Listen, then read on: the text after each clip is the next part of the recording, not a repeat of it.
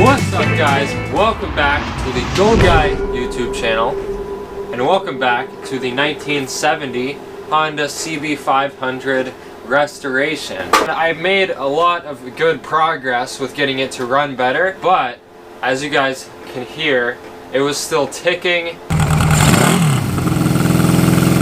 I definitely hear the valves ticking now. I'm almost positive that the valves need adjusted. The clearances are probably not right. It's really easy to do this adjustment, and I learned how to do it thanks to another motorcycle YouTuber by the name of Classic Octane. He really helpful videos with these old inline 4-cylinder bikes. He has a video on adjusting cam chain tension and adjusting the valve clearances, which are two things I'm going to be doing in this video on my CB500 to try to get that ticking to go away and maybe get some more power out of this thing. So I'm going to start off by taking off the seat, which is still very easy to do because I don't even have the hinge pins in yet. It's just the latch holding it on, so that's easy. And then the gas tank is also just as easy. Is do that, pull the hoses off because I don't have any bolts or anything holding this thing in. Next, I'm going to pull off the points cover so we can check the timing marks, and then I'm also going to pull off these little tappet covers, and these are what cover up the valve rocker arms. Let me give you guys a little closer look. So there we go. Here are the points, and here's this little hole where the timing mark is going to be displayed. So there are some marks on the little flywheel kind of thing inside behind the points cover, and there's two different sets of marks. There's the cylinders 1 and 4 mark, and then there's another set of marks for cylinders 2 and 3.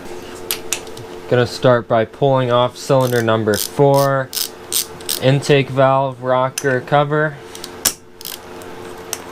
and there we go. Unlike using shims to adjust these valves, it's a very easy adjustment, just done by this undoing this lock nut here and then getting a flathead screwdriver on the valve adjuster. Don't know what else to call it. You can tighten it to reduce the clearance or loosen it to increase the clearance, but we'll get back to that later. Gotta pull the rest of these covers off. Ooh, that one's stuck on bad. Damn, I don't want to strip that out. That one came off easy.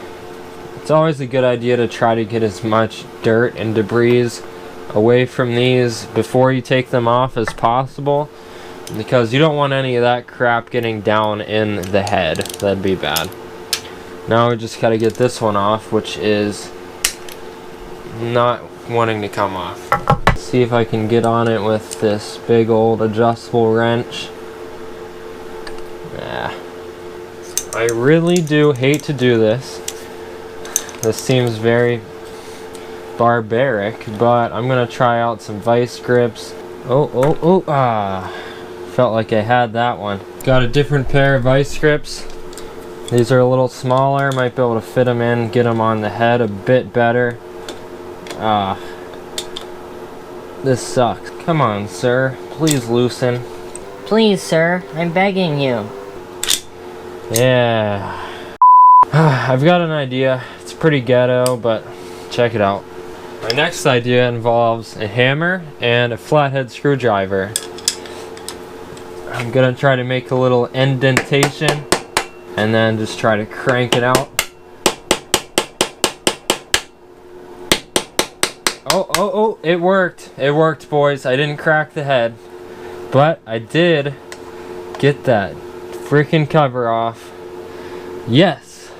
And yes, it is completely destroyed. Luckily, I've got a new one on that engine right down there. Quick swapperoo and we'll be good to go. So now I just have to line up the 1 and 4 timing marks. There's a line right next to the T. You line that up with the mark on the actual engine case. Now you can see what I mean. So that first line right next to the T lines up with that top indent in the engine case. And then you want to feel the rocker arms, see if they're loose. If they're loose, that means you're on the compression stroke. If they're tight, that means you're on the exhaust stroke, and you need to turn the engine over another 360 degrees until you can hear a little jiggle there.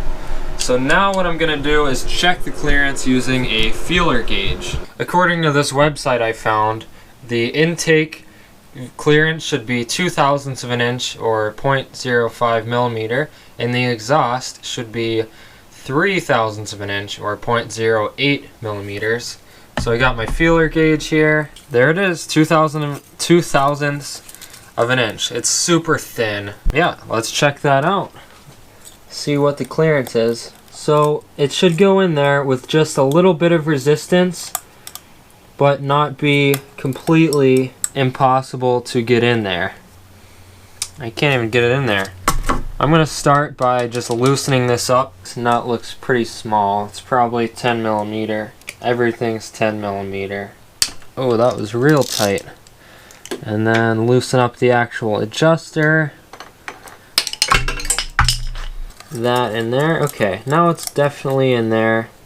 So I'm going to tighten it up until it gets to the point where it just has a little bit of resistance, but not much. That right there, I think, is perfect. Alright, I tighten it up. I'm going to double check and make sure the clearance is still good, because that adjuster can get moved a little bit when you tighten the nut down. That's why I had the flathead on it while tightening the lock nut. Alright, I can get it in. Alright, I've got the 0.03 feeler gauge ready. Let's check the exhaust valve. You actually kind of got to bend your feeler gauges a little bit, which I know sucks, but that's the only way you can get it in there. Kind of just a weird angle. Yeah, that one seems right on the money. Alright, so now we're over here on the other side, and these valves are totally tight. So I'm going to try spinning the motor over 360 degrees, get it back to that 1 and 4 timing mark, and then we'll see if those are loose again.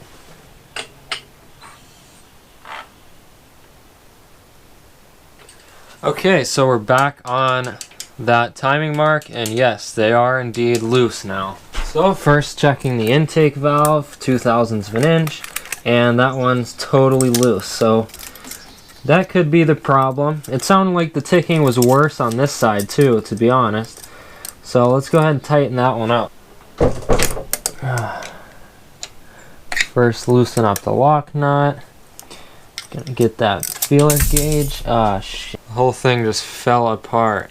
I think it's gonna be easier this way anyways. I've got the actual feeler gauges off of the thing. Now it's easier to handle them. I've got that lock nut loose. Now I'm just gonna tighten down a bit on the adjuster until we get that little bit of resistance I'm looking for. And that right there is perfect. So I'm gonna hold the adjuster right where it is and tighten this thing down. It's good and tight, and we've still got that perfect amount of resistance there. That one feels fine. Not even gonna mess with that one. Let's move on to cylinders 2 and 3. There we go. Timing mark is lined up perfectly. Okay, And that one's definitely a little too tight. I can't even get the feeler in there, so I'm going to adjust this one for sure.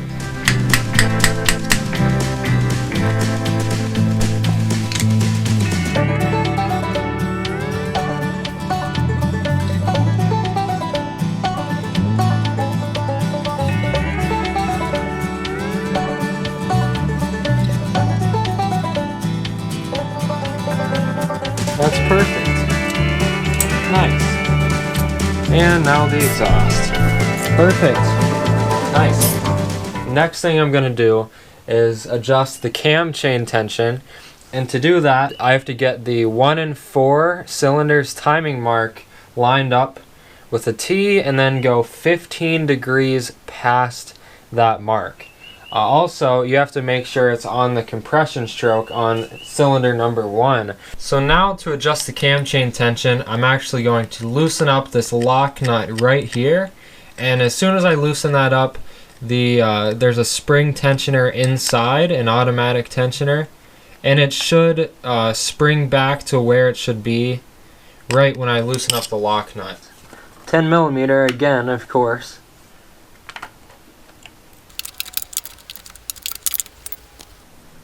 Okay, so now it should be adjusted, but just to make sure that spring isn't stuck in there, I'm going to twist it with the flathead screwdriver a little bit.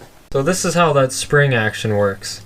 You twist that tensioner screw to the right, clockwise, and then let go, and it springs back. Let me show you. Twist it a little bit. I gotta get both hands, but I twisted it and then let go. See how it springs back? Now the position where it springs back to, that's exactly where you want it to be. So it seems good there. Gonna go ahead and tighten the lock nut down, and I'm holding that tensioner screw in place with the flathead screwdriver just so when I'm tightening it, it doesn't shift on me.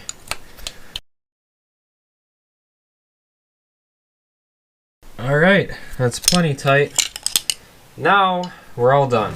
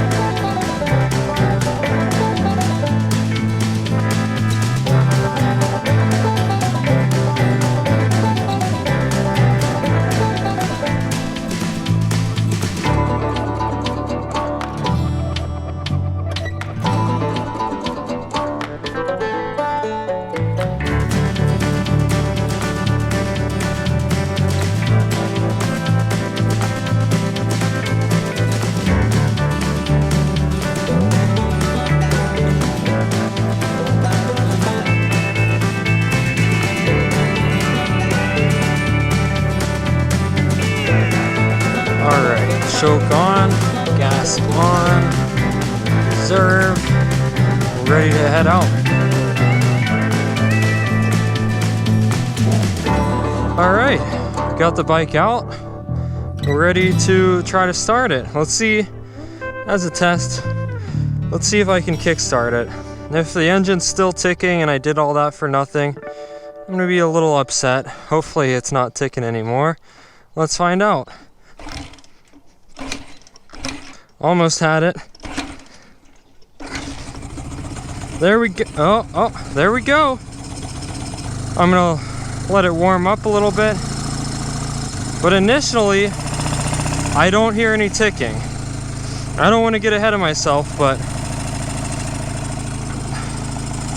I mean, that ticking was loud before. It was pretty obvious.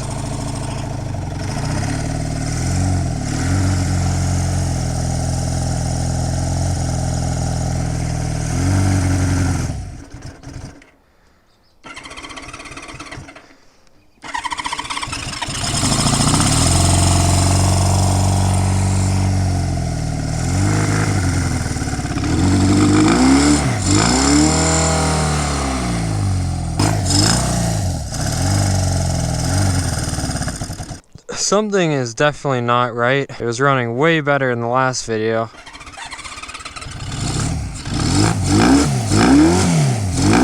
And I still hear ticking, damn it.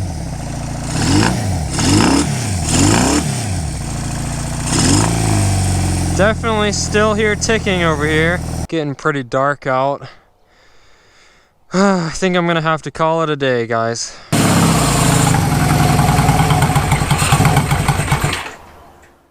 So I just had the bike running again, and it's running about the same as it was before. Checking the temperature gun. It looks like cylinders 2 and 3 are not firing at all, and the outer 2 cylinders are doing all the work.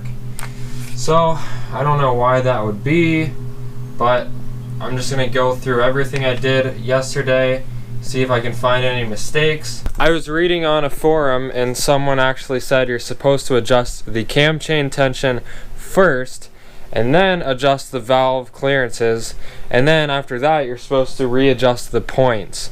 So I'm going to redo the first 2 things.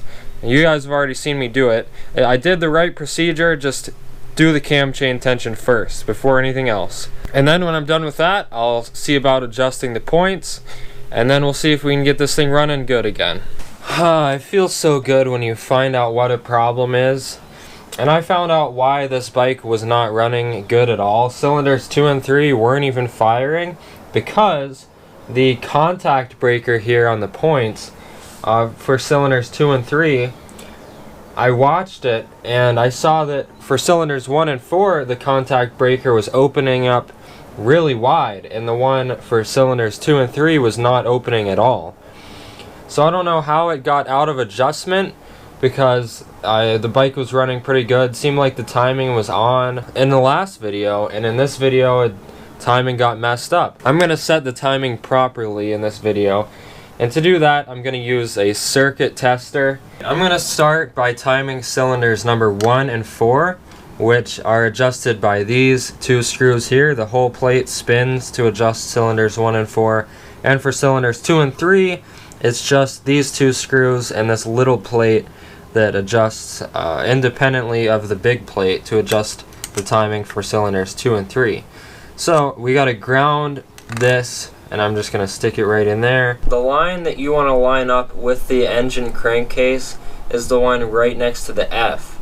That stands for fire, and that's the one we use for ignition timing. We're gonna be testing for power on cylinders 1 and 4, so I'm gonna hook up the alligator clip to the end of this bolt. That's where the power goes for ignition. And then I'm gonna turn on the ignition, and now I'm going to rotate the engine over. Oh, okay. As you can see, the light comes on right when that mark is lined up. So that tells me that the timing for cylinders 1 and 4 is already on. Now I'm going to set the contact breaker gap. Now this gap here, you can see the cylinder number 1 and 4 gap is open. That should be within 12 to 16 thousandths of an inch. So I've got my 14 thousandths of an inch feeler gauge here, and I'm going to just set it to that. That one's good. Now what about this one?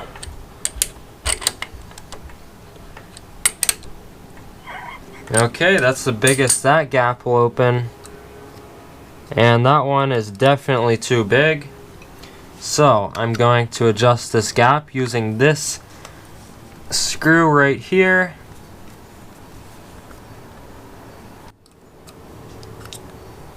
Okay, that gap looks better. Now I have to recheck the timing because I might have messed it up. And I've got the ignition back on. Let's go ahead and line up that 2 and 3 F mark. Okay, there's 2 and 3. Let's line up.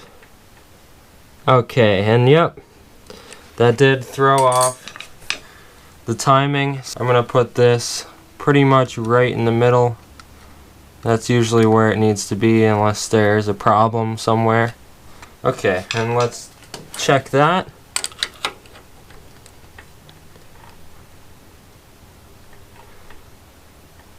Yep, that looks dead on. Now let's try to start up the bike and see how it runs.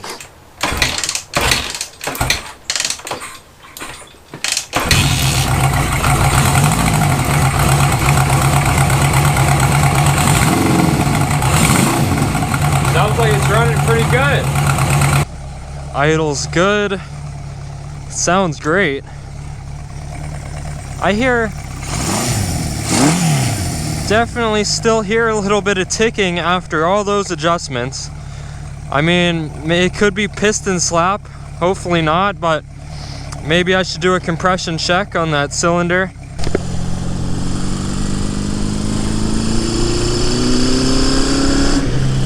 Feels like it's running pretty good.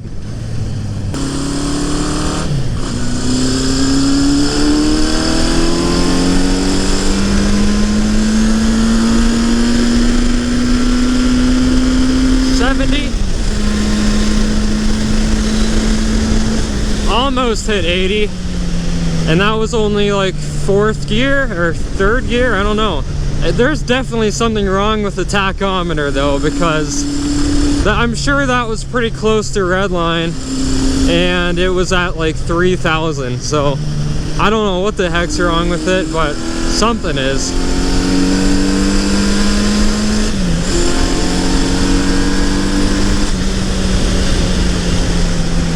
It's cold today.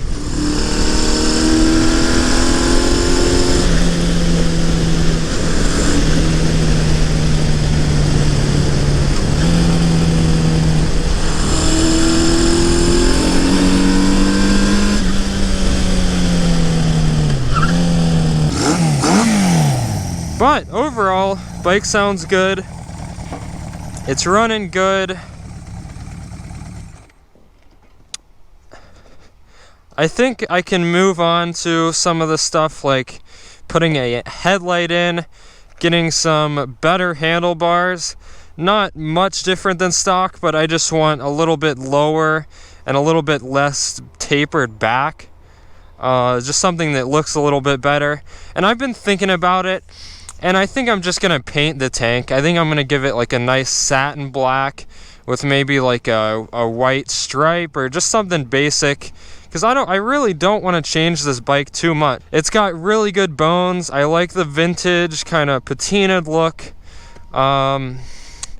You know, I just want to leave it, I want to leave it mostly stock because this is a good looking bike for a stock bike.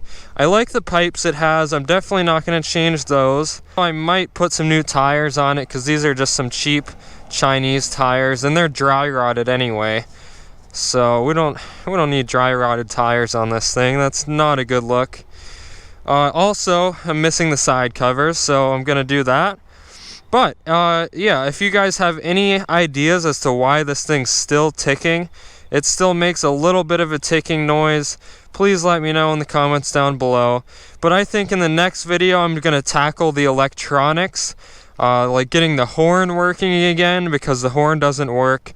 None of the turn signals work. Obviously, the headlight doesn't work, needless to say. The tachometer, I'm going to look at that in the next video as well because it's not reading correctly.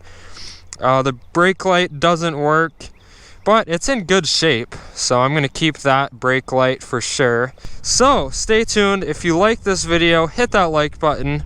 Comment down below what you think. If you got any tips for me, please let me know. I'm all ears. Subscribe if you haven't already. I really appreciate it. And I'll see you guys next time. Peace out.